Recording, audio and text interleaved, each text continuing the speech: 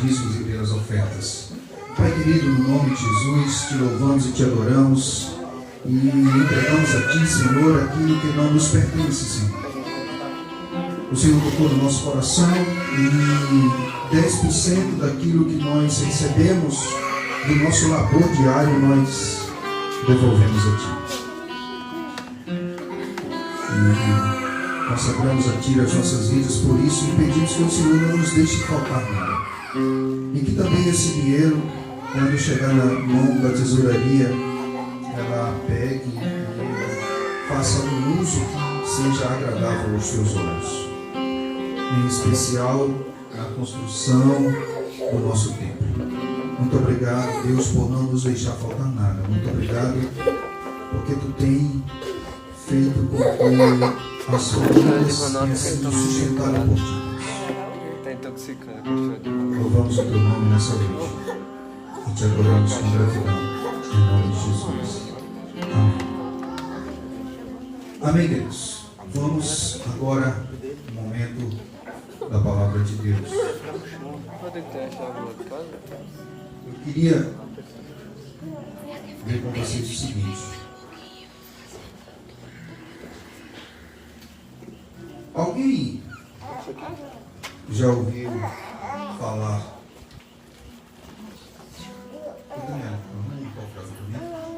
Alguém já ouviu falar numa palavra chamada paparazzi? Paparazzi? Para muitos é uma aflição, né?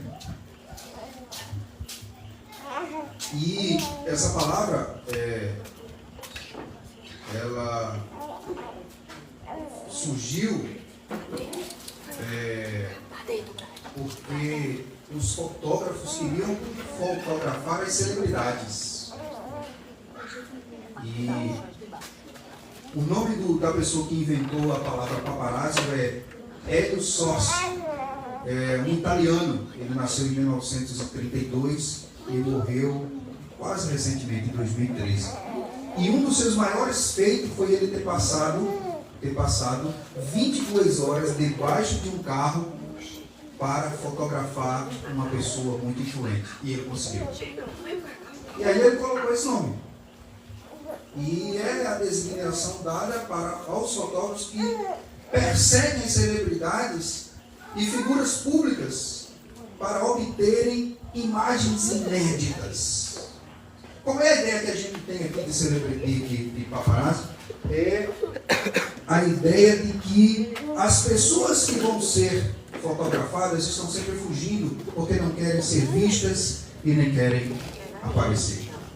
E uma foto de um paparazzi, ela vale fortunas. Ela vale muito dinheiro. Pois bem, quando eu estava preparando essa mensagem, eu também me lembrei de outro termo muito parecido ou semelhante com isso.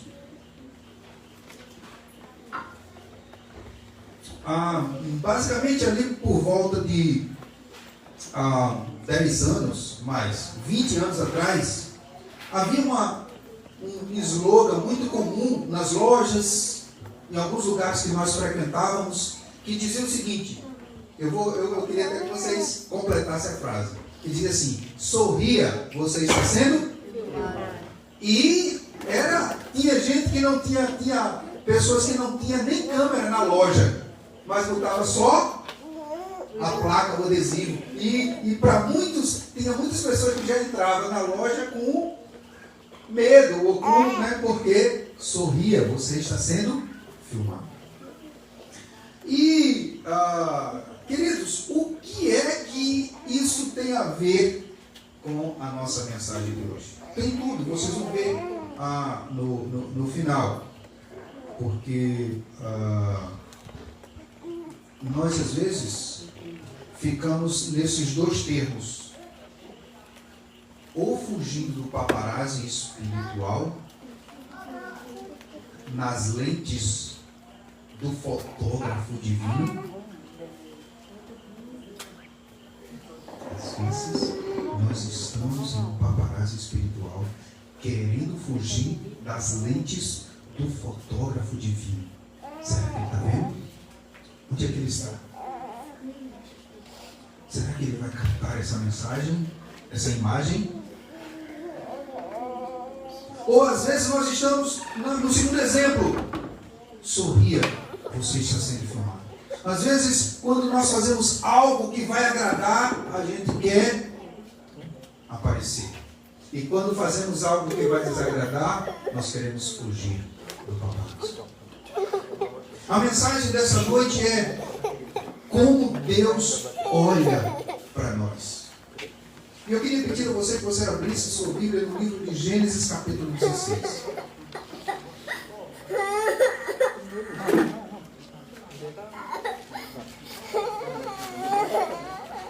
E que você mantesse sua Bíblia aberta nesse texto e prestasse bastante atenção nessa noite ao conteúdo dessa mensagem. Gênesis capítulo 16. Olha o que é que diz o versículo de número 13, 14 e 15.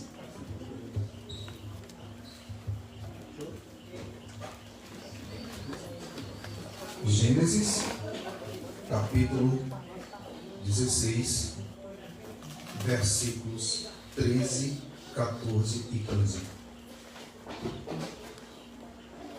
É logo no iniciozinho, bem fácil. Qual é a página aqui? 16. Olha, Gênesis 16, página 16. Todos acharam? Amém? Amém. Preste atenção olhando para a Bíblia. E este foi o nome que ela deu ao Senhor que lhes havia falado: Tu és o Deus que me vê. Tu és o Deus que me vê. Pois dissera: Teria eu visto aquele que me vê? Por isso o poço que fica entre Cádiz e Bered foi chamado de Belai-roi. Agar teve um filho de Abrão, e este lhe deu o nome de Ismael. Abrão estava com 86 anos de idade quando Agar lhes deu Ismael. Feche os seus olhos, vamos orar mais uma vez. Pai, ilumina minha mente agora, meu coração, através do teu Espírito Santo. Ilumina-me a tua palavra, que é inspirada por Deus. E ilumina também os ouvidos, a mente e os corações dos teus filhos nessa noite. Fala conosco, Senhor. Fala conosco através da tua palavra nessa noite. Em nome de Jesus. Então, irmãos, veja só.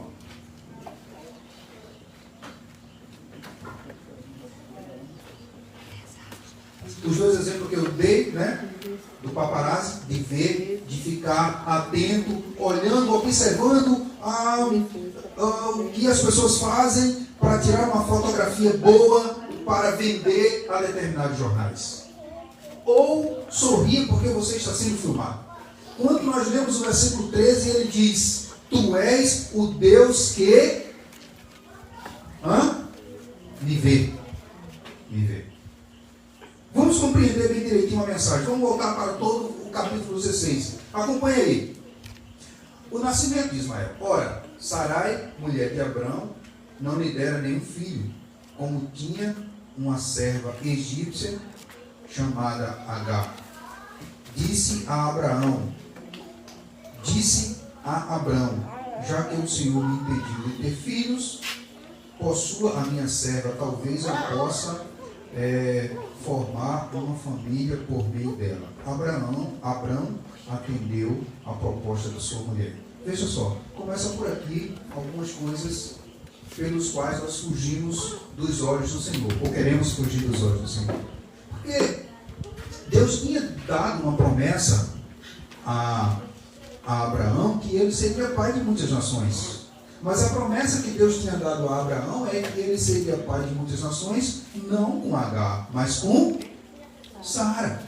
Mas aqui o texto diz que Sara, né, ela olha para Abraão e diz: olha, está demorando demais a promessa de Deus. Eu não vou esperar tanto tempo. Mas aqui tem uma mulher que deve ter o seu útero fértil e eu permito que tu te deite com ela eu e esse filho seja nosso, e assim a gente possa formar uma família. Tudo errado. Tudo contrário à promessa de Deus. Tudo desviado dos planos e dos caminhos e daquilo que Deus tem para nossas vidas, inclusive para a vida de Abraão, ou de Abrão ainda, né? E note que eu disse, eu não sei se vocês não lembram, que terça-feira eu disse, todos os homens na Bíblia que tiveram mais de uma mulher, tiveram problemas. E começa o problema por aqui. Continuando no versículo 3. Então, quando isso aconteceu, já fazia 10 anos que Abraão, seu marido, vivia em Canaã. Foi nessa ocasião que Sarai, sua mulher, lhe entregou sua serva egípcia Agar. E ele possuiu Agar, e ela engravidou. E quando se viu grávida, começou a olhar com desprezo para sua senhora. Começou o que aqui? Um problema. Quando ela se viu grávida, ela se achou melhor do que Sarai, que era a esposa legítima de Abrão. E ela, por saber que estava grávida, e naquela época, uma mulher que não desse filho, ela não tinha tanto valor quanto a que desse. E segundo a Bíblia, Sarai era estéril, ela não podia ter filho. E então aí ela começa agora a menosprezar, a dizer, a Bíblia não fala detalhes, mas o texto que a Bíblia diz que ela começa a desprezar a sua senhora, alguém que é superior a ela, alguém que lhe deu algo para ela fazer. E o texto continua dizendo que então Sarai disse a Abrão, olha, caia sobre você a afronta que venho sofrendo. Coloquei minha serva em seus braços e agora ela sabe que engravidou e despreza-me.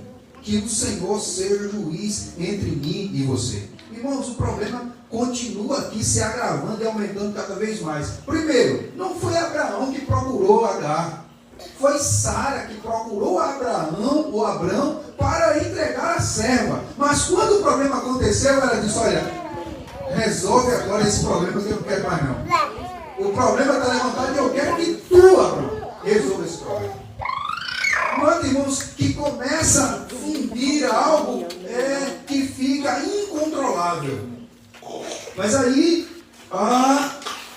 respondeu Abrão, versículo 6, respondeu Abrão a Sarai, sua serva está nas suas mãos, faça com ela o que achar melhor. Abraão, sabe aquela bola de ping-pong? Quando ela joga o problema para Abrão faz o quê? Devolve o problema para ela. Às vezes no casamento acontece isso, né? E isso começou lá no Éden. Você lembra como começou isso no Éden? Quando Deus procura, os olhos de Deus vai atrás de Adão, e Deus diz, onde tu estás, Adão? Eu estou escondido porque eu comi da árvore aqui que a mulher me deu. E aí Adão agora bota a culpa em quem? Na mulher. Quando Deus vai atrás da mulher, a mulher diz, não, eu comi, a serpente me deu. E um fica colocando a culpa no outro. Ninguém diz assim, eu sou o culpado, eu errei. Vamos continuar aqui? Então, versículo 7. Então o anjo do Senhor encontrou Agar perto de uma fonte do deserto, no caminho de sul, e perguntou-lhe, Agar, serva de Sarai, de onde vem e para onde vai? Por quê? Porque ela fugiu. Quando ela se achou ameaçada, né, ela fugiu. Porque ela sentiu que algo de que não estava planejado iria acontecer. A gente tem mais detalhe nisso no capítulo 21. Então, versículo 9. Então o anjo do Senhor disse, volta a sua senhora e sujeite-se a ela. E disse mais um anjo, multiplicarei tanto o seu descendente que ninguém poderá contar. E disse-lhe ainda o anjo do Senhor, você está grávida e terá um filho, e lhe dará o nome de Ismael, porque o Senhor a ouviu em seu sofrimento.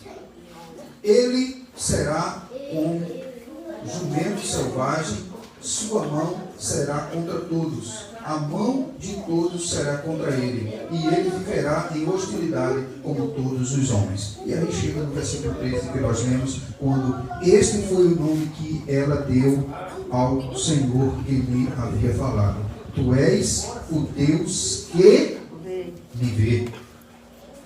E aqui, irmãos, começa a nossa aplicação da mensagem de hoje. Como é que Deus nos vê? Como é que Deus olha para nós?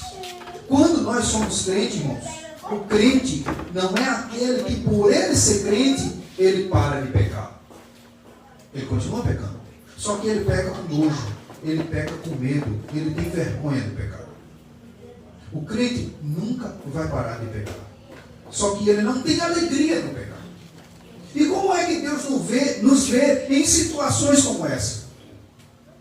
Quando nós cometemos erros, quando nós afligimos a lei de Deus, quando nós nos deparamos com problemas e situações que nos tiram do controle, como é que Deus nos vê? Como é que Deus nos vê quando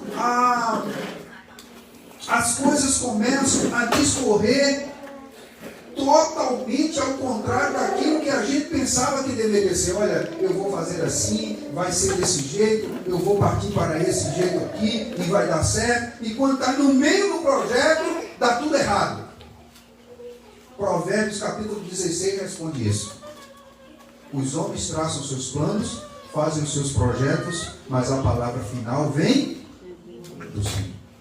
Então, primeiro ponto, irmãos, eu separei aqui 4 lições importantes para nós nesse texto. O primeiro é: Deus vê que nós somos fracos, falhos e fracassados. Quando nós não colocamos os nossos projetos e os nossos planos diante do Senhor.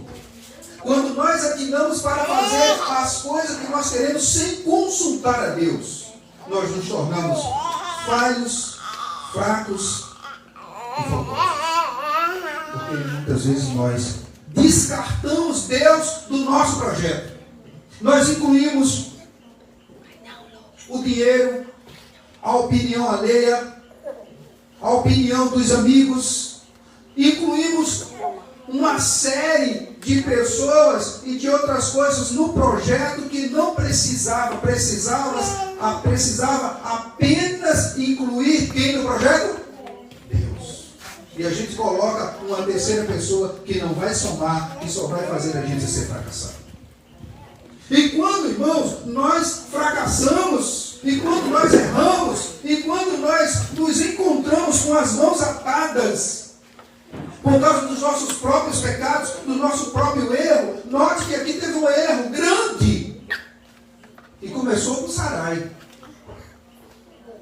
E envolveu Abraão, porque Abraão vai dar ouvido à sua esposa. E o pecado que começa com Sarai, estende-se a Abraão e vai para Agar. Porque quando Agar fica grávida, ela diz assim: eu sou melhor que tu, porque tu és esposa do patriarca, mas tu não tem filho, eu tenho. Há um momento em que nós estamos, na nossa mente, a gente está tudo perfeitinho, mas a arrogância, a prepotência faz divisão entre você e o seu Deus, simplesmente pelo fato de você ser orgulhoso, de você ser avarento, de você ser negligente.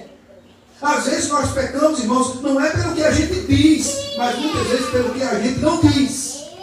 Quando nós não ajudamos, quando nós dizemos assim dentro de nós: não, eu quero que aquela pessoa realmente caia, morra, pereça. Eu já disse em outras mensagens, até conversando em alguns aconselhamentos, muitas vezes nós cristãos vemos os nossos irmãos assim. Quando o irmão da nossa igreja, quando o irmão de outra igreja, quando o irmão de outra denominação cai, muitos crentes fazem o quê? Eu sabia, rapaz. Tu não via não o jeito daquela pessoa? Eu sabia que ele ia cair. Queridos, isso não é atitude. E quando nós nos achamos desse jeito, eu me volto para você observar o versículo de número 8. O que é que ele diz? Olha o que é que diz lá no versículo de número 8. Perguntou-lhe Agar, serva de Sarai: de onde tu vem e para onde vai? E ela respondeu o quê? Eu estou o quê? Fugindo. Quando a gente comete um erro e que a gente não quer assumir o erro e que a gente acha que nós erramos porque nós estamos certos, sabe qual é a primeira atitude que a gente vai fazer? Fugir. A gente quer fugir do problema, a gente quer fugir da situação, a gente quer fugir de todas as ésferas que nos fez cair por causa de uma palavra chamada vergonha. A gente tem vergonha porque a gente errou. Eu me lembro aqui, eu acho que talvez poucas pessoas aqui foram dessa época, mas eu acho que eu, irmão Cláudio, irmã Giovana, irmã Damiana, talvez, eu estudei numa escola rural, né? Eu já disse isso em outras mensagens, eu estudei numa escola rural e tinha um momento do recreio, que hoje o nome mudou, né? O nome hoje é intervalo. E tinha um recreio, e na hora do recreio a gente ia brincar de toca, que aqui também é outro nome, né? Como é o nome aqui? Tica, né? Mudou só a letra, né? E a gente ia brincar de toca. Irmãos, e quando a gente ia brincar, acontecia algo tremendo.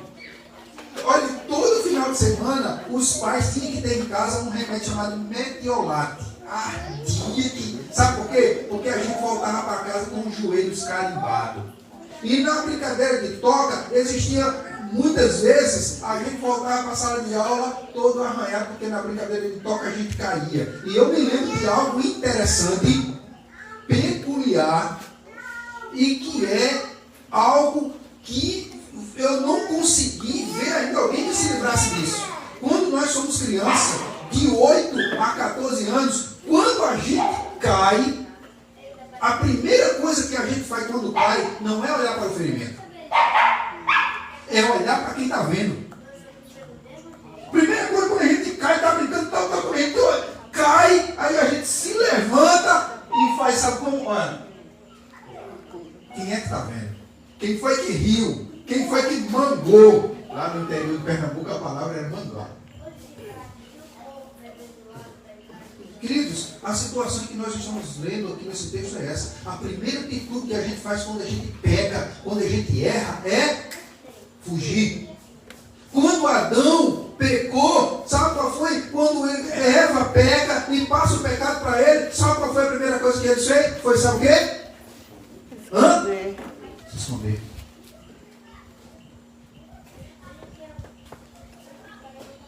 Estão lembrados do paparazzo e do sorria? Você está sendo? Às vezes acontece isso na nossa vida. Às vezes a gente tem uma dor e a gente não quer contar para o nosso irmão. A Bíblia diz: confessai os vossos pecados uns aos outros. Irmão, a Bíblia é muito clara, a Bíblia é muito, sábia. Confessai uns aos outros. Se confessarmos os nossos pecados uns aos outros, Ele é fiel e justo para nos perdoar de todos os pecados.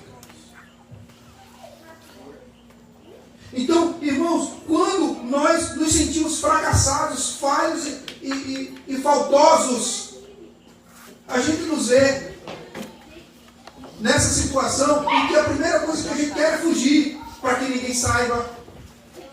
Quem foi que de vocês aqui, não precisa balançar com a cabeça, não, mas eu já pergunto isso, não precisa não. Mas quem foi de nós aqui, que muitas vezes aconteceu um problema e a gente conta a alguém, e quando a gente termina de contar aquela redação, aí a conclusão da redação é: olha, deixa eu pedir uma coisa, tu faz um favor para mim, não conte. Ninguém não. Só Deus e o mundo.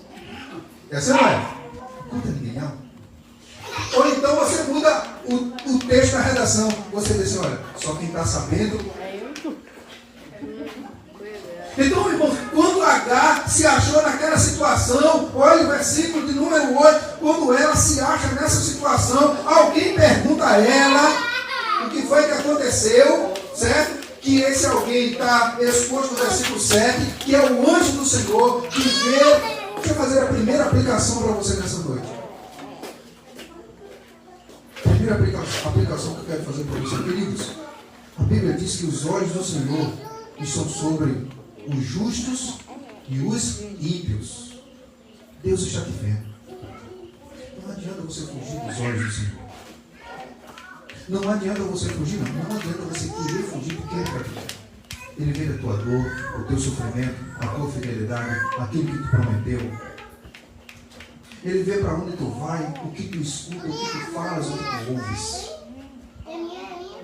O versículo 7 diz: o anjo do Senhor encontrou Agar. Não adianta você querer fugir, porque o anjo do Senhor vai te encontrar. Não adianta. Você cometeu um erro aqui, compra a sua passagem e vai para o Rio de Janeiro. Quando você descer do aeroporto, quem está te esperando é o anjo do Senhor. Você cometeu um erro aqui, aí comprou uma passagem para Dubai, você vai, passa 12, 14 horas dentro de um avião. Quando você descer do aeroporto, o anjo do Senhor vai te chamar. Não adianta você querer fugir dos olhos do Senhor, porque Ele está te vendo. O anjo do Senhor, no versículo 7, ele procura Agar, e ele encontra Agar, e ele começa a conversar com ela, e no versículo 8, na parte B do versículo 8, ela diz: eu estou fugindo, não fuja, irmãos, porque Deus tem algo para você nessa noite. Não fuja. Segunda aplicação, irmãos, ele vê os nossos sentimentos frustrados. É bem verdade que cada um de nós tem um plano, tem um projeto. O Dr. Rafael quer montar a maior farmácia veterinária do Vale. Ele precisa colocar, antes dos seus conhecimentos, antes das suas habilidades veterinárias, ele precisa primeiro colocar isso diante de quem? De Deus. Zé Filho quer ter o maior supermercado do Vale. Antes de tudo isso acontecer, ele precisa colocar diante de Deus. Quando nós começamos a plantar a igreja, quando nós começamos a fazer o terreno da igreja, a igreja ali está sendo edificada sobre o quê? Alguém lembra? Que foi que nós plantamos logo no início? O que foi que a gente colocou lá? A palavra de Deus. Os teus projetos, os teus planos, aquilo que está atinando no teu coração, antes de passar em qualquer outra outra aprovação, ou outro conteúdo, ou outro profissional para dar o aval e para ter a aprovação dos homens, antes de tudo isso precisa se passar diante da aprovação do Senhor, porque Ele está te vendo, que Ele olha para ti. E Ele olha que muitas vezes nós vamos tropeçar e cair, porque os planos às vezes são frustrados. E quando a gente cai, há duas coisas. Primeiro, que a gente fica com vergonha, e depois da vergonha a gente quer fugir. Não quer fugir. Então, depois da queda, há o momento de voltar. Depois da queda, precisamos nos humilhar. Olha o que é que diz o versículo 9. Olha para o versículo 9. O versículo 9 ele nos diz: disse-lhe então o anjo do Senhor. Foi o que o anjo disse? Volta. Foi o que o anjo disse, irmão? Volta. Você pecou contra o seu irmão? Volta. Eu tenho aqui, se vocês quiserem, depois do culto, eu mostro a vocês. Tem um casal de Timbaúba que são nossos irmãos aqui, e eles estão acompanhando, eu acho que estão acompanhando pelo Facebook. E nós estamos conversando com eles, orando por eles todos os dias. E a coisa mais impressionante que me chama a atenção na vida desse casal é que eles reconheceram que eles estavam perdidos no caminho. Embora com as lentes que vêm, embora andando de dia, mas estavam perdidos. E qual foi a atitude que eles tomaram? De voltar para os caminhos e para os braços do Senhor. O problema é que às vezes nós, como seres humanos, nós somos teimosos. Alguém está dizendo que vai dar errado, alguém mostra os projetos que deram errado, mas aí alguém diz: mas se a gente botar uma esporazinha aqui não dá certo não? E se a gente aumentar aqui o concreto, se a gente botar fé, tem gente que quer continuar no erro. e não quer voltar. O versículo 9, ele continua dizendo que disse o anjo, volta-te a tua senhora. Olha o que é que diz a palavra seguinte. E o que? Sujeita-se a ela. Tem outra tradução da Bíblia que diz o quê? Humilha-te. Ou palavra pesada para crente. Eu me humilhar? Eu me pedi perdão ao doutor Rafael? Foi ele que pecou contra mim. Eu não vou a ele, não. Querido, se você é crente, você tem que fazer o contrário. Olha o que foi que o anjo não foi o presbítero, não foi o ancião, não foi o pastor. O anjo encontrou Agar e disse a ela duas coisas. Primeiro, volta. Segunda, humilha-te. Quer que os seus projetos dê certo? Quer que os seus planos dê certo? Faça o quê? Volta e humilha-te. Agora deixa eu lhe dizer uma coisa sobre humilhação. Ah, pastor, o senhor não sabe como eu estou sendo humilhado, estou sendo pisado por fulano, o meu vizinho, e fulano de tal, e Beltrano, e ciclano. É a humilhação que a Bíblia fala aqui, não é essa não. Quando tem muita gente que bota lá nos status de todas essas redes sociais, os humilhados serão, mas não sabe o verdadeiro, real significado disso. Quando a Bíblia fala que os humilhados serão exaltados, não é quando ele é humilhado pelos outros. É quando ele mesmo decide se humilhar. Humilhai-vos, pois, perante a mão do Senhor, e ele no seu tempo vos. É eu e você que temos que nos humilhar diante de Deus. Aquela humilhação que os outros fazem a gente passar, essa não serve não. Essa não serve não.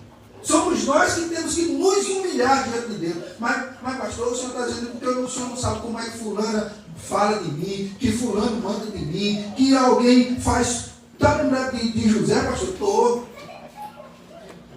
A mulher do Potifar não jogou ele, não foi. E depois não foi. Eu sou 10 vezes pior. Não interessa. Interessa que a Bíblia está dizendo que você tem que se humilhar. Isso é o que a Bíblia está dizendo.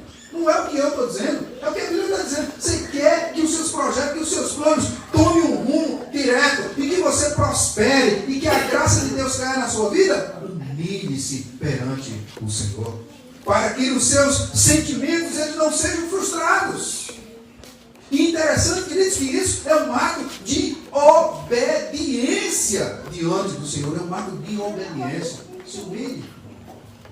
Se humilhe. Se curve. Chegue-se a Deus. Você lembra qual foi o último versículo do Salmo 73 que nós lemos aqui na nossa a leitura devocional?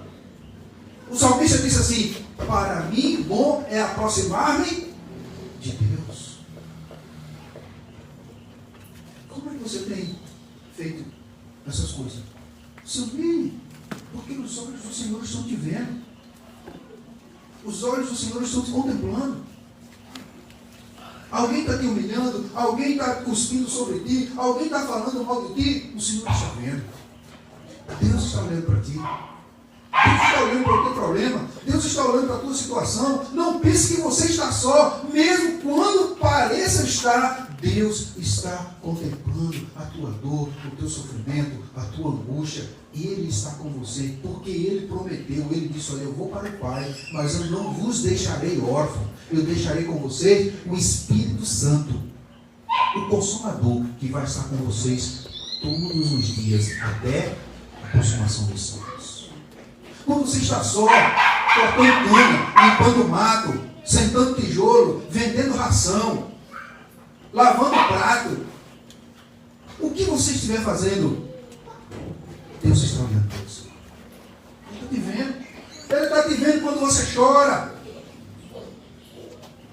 quando você ora, quando você busca. Ele está te vendo. Estou olhando para você.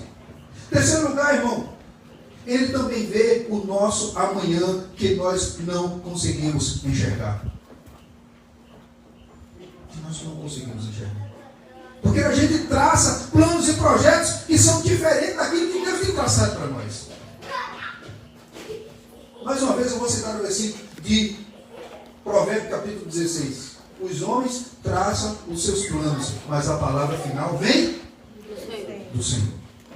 O Senhor, irmãos, Ele vê o nosso sofrimento. Veja o que é que diz o versículo 11. Versículo 11. Disse ainda o anjo do Senhor: você está grávida e terá um filho, e lhe dará o nome de Ismael, porque o Senhor ouviu o seu quê? A sua aflição. Ou a sua aflição. Porque o Senhor viu o seu sofrimento e a sua aflição. Deixa eu fazer outra aplicação aqui para nós nesse ponto. Nós estamos hoje na era da tecnologia, não é isso? Todo mundo aqui tem celular, inclusive cada casa aqui, eu garanto que tem no mínimo 2 celulares. Segundo, cada casa que tem celular, geralmente tem o quê? No número WhatsApp. O texto está dizendo que o anjo disse assim, versículo 11, no final do versículo 11, o Senhor, olha aí o que é que diz aí, olha aí, o Senhor ouviu o teu, como é, irmãos? Por favor, versículo 11, a sua aflição, né? Tem outra na minha versão de sofrimento, mas é a mesma coisa. O Senhor viu a tua aflição, não foi? Sabe o que é que muito crente faz na segunda-feira? Coloca todo o problema dele no estado do WhatsApp, do Instagram, do Facebook, tem ainda aqueles que tem o Twitter.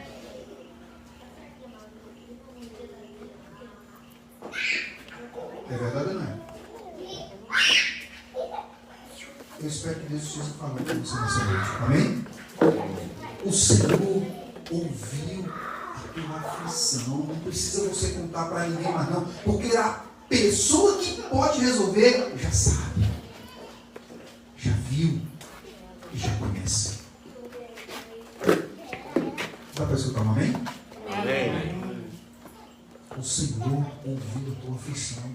Tudo que você está passando, necessitando, precisando. A H pensou assim: eu não vou ter Sarai, olha, eu não vou ter filho.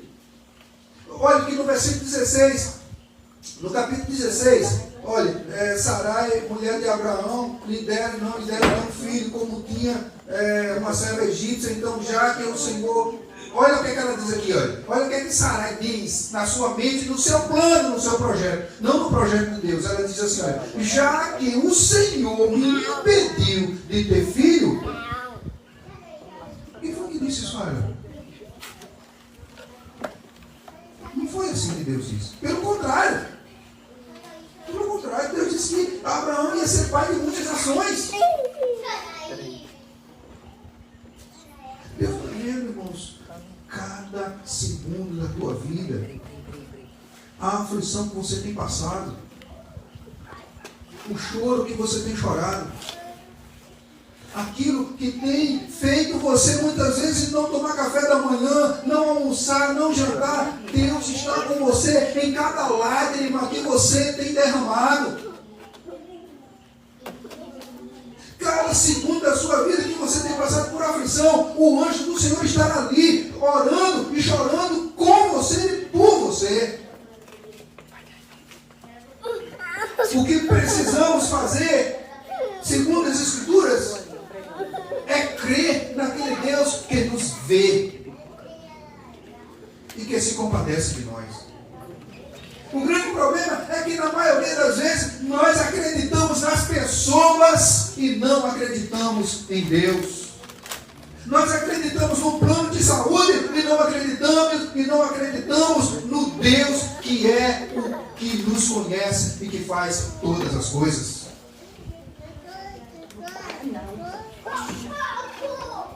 Dê um pulinho aí para o Salmo 139.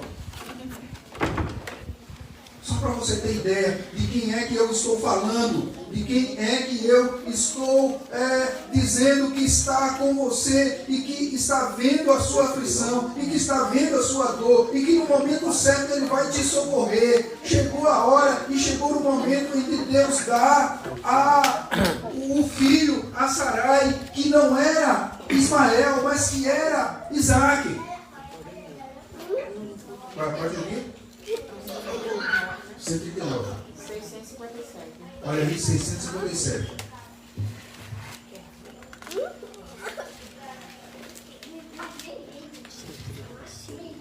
Acompanhe comigo.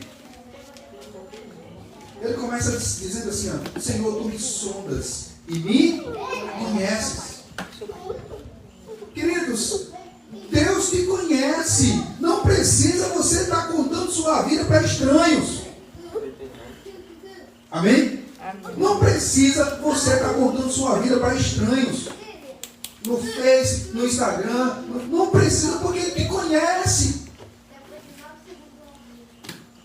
Eu vi uma frase de um apresentador de televisão a semana passada, e é interessante a frase dele, e eu curti lá, eu achei interessante. Ele disse assim, eu cresci e vivi para ver pessoas torcendo para quem a pessoa não conhece ser rico. Mas não torce para o vizinho, não torce para o irmão. E estava todo mundo torcendo para fulano ganhar para ser rico. Ele não sabe nem quem é. Segundo, veja só, olha o versículo 2. Olha o versículo 2. Tu sabes quando eu me sento e quando eu me levanto, de longe tu percebes os meus pensamentos. Irmãos, olha, preste atenção. Preste atenção. Tu sabes quando eu me sento e quando eu me levanto, e de longe tu já percebes os meus pensamentos. Não precisa você contar para ninguém não, meu querido irmão. Aí amanhã o povo vai lá e bota lá. Pega uma frase lá de alguém que escreveu, não sabe nem quem foi. Às vezes é a frase de um catimbozeiro, de um homicídio, de alguém. Aí pega a frase, corta, não tem um Ctrl-C, Ctrl-V, para e tá. E joga nas redes sociais. Como se tivesse, sabe, bombando na web. Versículo 3, ele diz aqui, olha, tu sabes bem, tu sabes muito bem quando trabalho e quando descanso. Todos os meus caminhos são bem conhecidos de ti. Antes mesmo que a palavra chegue à minha língua, tu já conheces inteiramente, Senhor. Tu me cerca por trás e por diante, e pões sobre mim a tua mão. Tal conhecimento é maravilhoso demais, e estar além do meu alcance, é tão elevado que eu não posso atingir. Olha o versículo 7. Olhe para o versículo 7. Não olhe para mim, olhe para o versículo 7. O que é que ele diz? Ele diz aqui, para onde poderei eu escapar do teu Espírito? Para onde poderei eu fugir da tua presença? Olha o versículo 8. Se eu subir lá nos céus, lá tu estás. Se eu fizer a minha cama na sepultura, também lá tu estás. Se eu subir com as asas da alvorada e morar na extremidade do mar, mesmo ali a tua mão direita me guiará e me susterá. Mesmo que eu diga que as trevas me encobrirão e que a luz se tornará noite em meu redor, verei que nem as trevas são escuras para ti. A noite brilhará como o dia, pois para ti trevas e luz são escuras. Deus está vivendo, irmão. Toda a situação. Aquilo que tu acha que tu não pode resolver, Ele está dizendo, se você colocar nas minhas mãos, eu resolvo. Amém? Amém.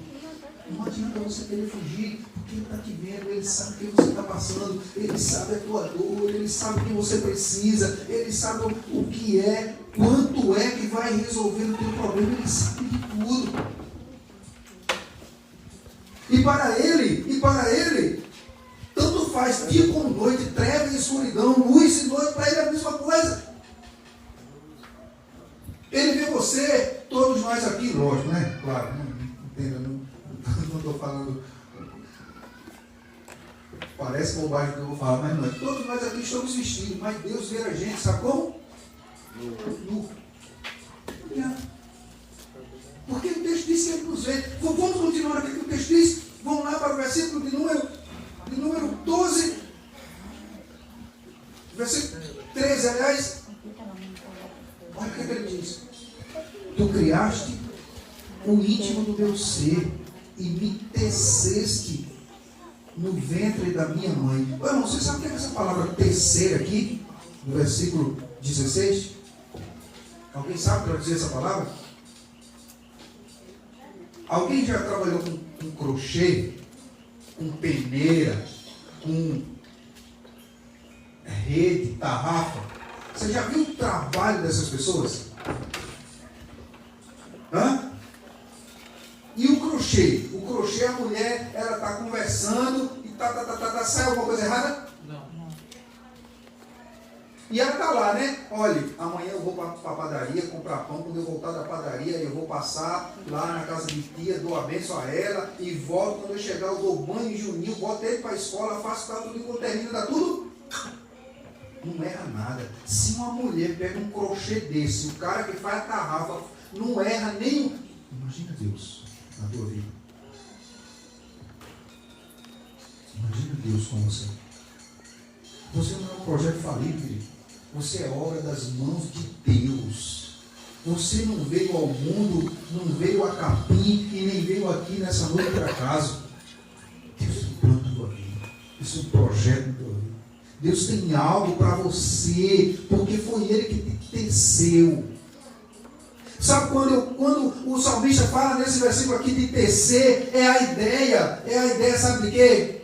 Deus não queria Silvão com cabelo bom. Olha o cabelo de Sam. Mas já olha o cabelo. É João, né? Mas já olha o cabelo de João. Olha que coisa. O que eu quero dizer é que Deus fez você nos mínimos detalhes.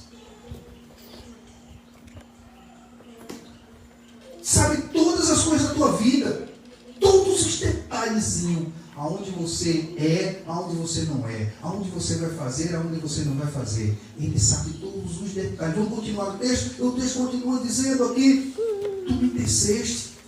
Versículo 14. Eu te louvo porque me fizeste de um modo. O quê? De um modo especial. Admirável. Tuas obras são maravilhosas. Digo isso com convicção.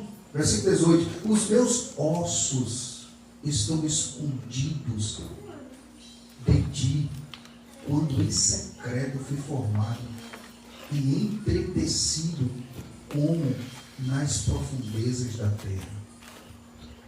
A dor do seu corpo, aonde você precisa ser curado, aonde você precisa ser sarado, aonde a mão de Deus precisa tocar em você na hora certa, no momento certo. Porque Ele é que conhece a tua estrutura. Os teus olhos viram o meu embrião. Irmão, que versículo é esse, queridos irmãos? Olha o versículo de número 16. Os teus olhos viram o meu embrião. Todos os dias determinados para mim foram escritos no teu livro antes de qualquer deles existir. Antes de se casar, Deus já sabe quem vai ser a esposa, já sabe quantos filhos vai ter, já sabe como é que vai ser, a altura, a cor dos olhos. Deus sabe todas as coisas na tua vida. É assim que Deus, lembra do tema da mensagem? Como Deus nos vê? É assim que Deus te vê. É assim que Deus nos vê, meu Deus. Versículo 17. Como são preciosas para mim os teus pensamentos, ó Deus. Como é grande a soma deles. Se eu contasse, seriam mais do que os grãos de areia. Se terminasse de contá-los, eu ainda estaria contigo. Quem dera matasse os ímpios, ó Deus, e afastasse de mim os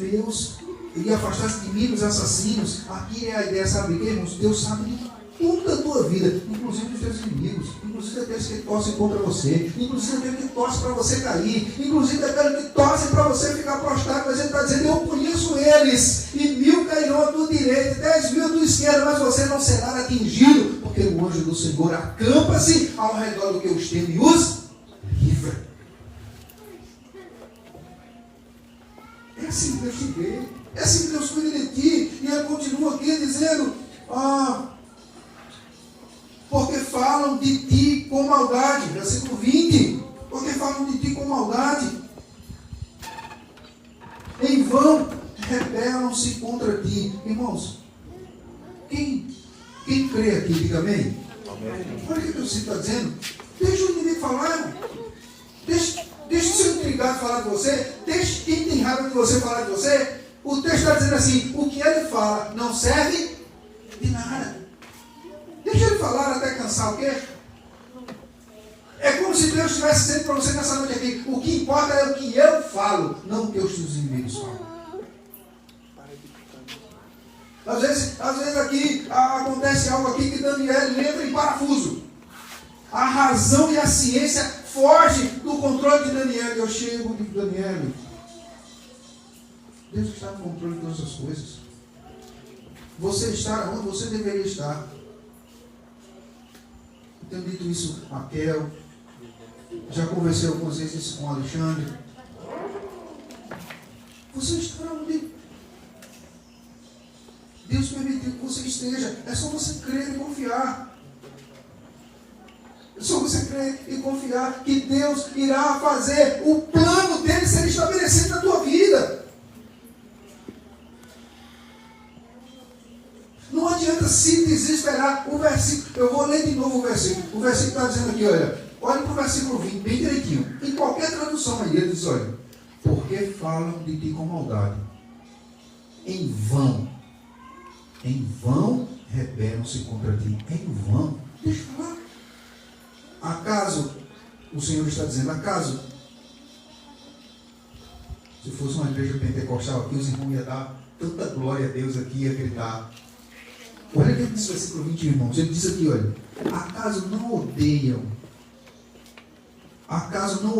Deus está dizendo, acaso eu não odeio os que te odeiam, Senhor? E não detesto os que se revoltam contra ti? Tenho por eles ódio implacável e considero os inimigos meus. Versículo 23, sonda-me, ó Deus, e conhece o meu coração, prova-me e conheces as minhas inquietações. E vê, mais uma vez aparece o verbo de ver, de olhar, que o Senhor está vendo. E vê se há em mim algum caminho. Eu quero concluir nessa noite dizendo que o quarto e último ponto, ele vê a nossa ansiedade e cuida de nossas feridas e de nossas dores. No versículo 13, ele diz assim, tu és o Deus que me vê. Amém, irmãos? Amém. Nós servimos a um Deus que nos vê. Que a Bíblia diz que os seus olhos nem tosquenejam. Você sabe o que significa a palavra tosquenejar? Tosquenejar é isso aqui, ó. Os olhos do Senhor nem isso faz. Ele está contemplando as nossas vidas. Todos os momentos, toda hora. Está intercedendo por nós. Amém? Amém? Que Deus aplique essa palavra nos nossos corações e que nós possamos sair daqui nessa noite convictos de que os olhos do Senhor estão sobre nós para nos abençoar e nos garantir a vitória que nós precisamos.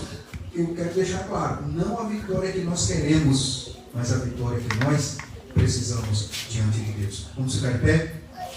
Ó Deus, muito obrigado, Deus, porque a tua palavra falou aos nossos corações. Assim como tu fosse, Senhor, e enviasse o anjo a Agar, ser com cada família aqui nessa noite.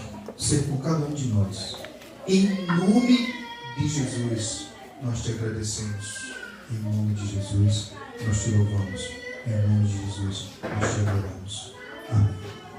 Recebamos a bênção, irmãos.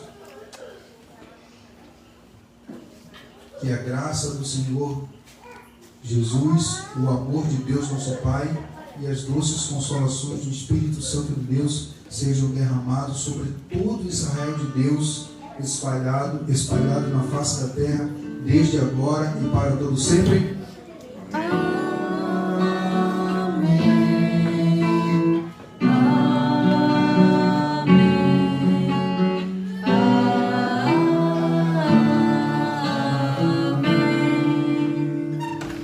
Amém, irmãos? Deus nos abençoe. Sentem-se aí.